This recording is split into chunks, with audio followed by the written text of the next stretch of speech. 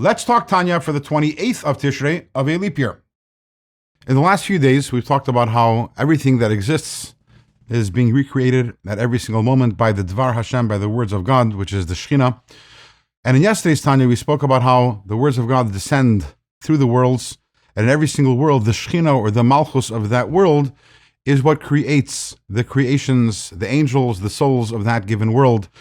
And it is the Malchus of the lowest world, the world of Asiya, which creates our physical world.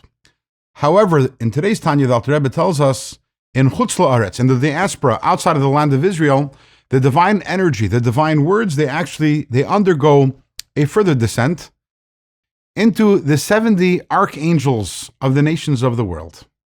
Now, and through them, all the energy and the flow and the creation of the world, again, in the Diaspora, is through these angels.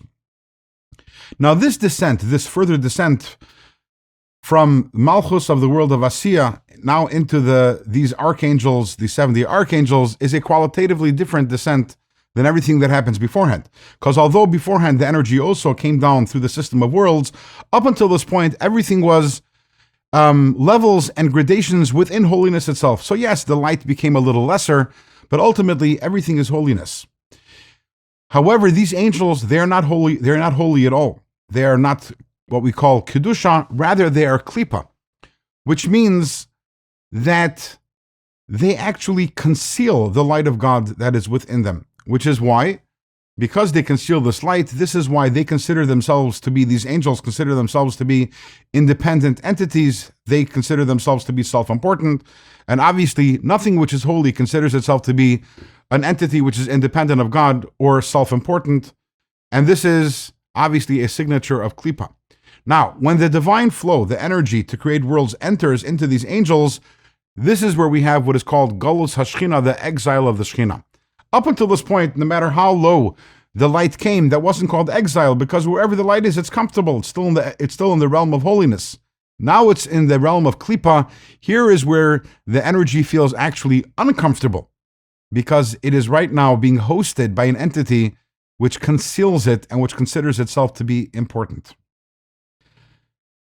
Now, although the energy comes through the archangels, what we need to understand ultimately, even though the energy comes through Klipa, it's still divine energy. The world is still being recreated at every moment, and every detail and every event and every circumstance is being created at every moment by the divine energy. The question is, what is the garment it's coming through? And in the Diaspora, it comes through the garment of Klipa. Does this mean that the creation of the world outside of Israel is from a lesser form of godliness than is the land of Israel or the higher worlds? That's a question that we'll answer, God willing, in tomorrow's Tanya.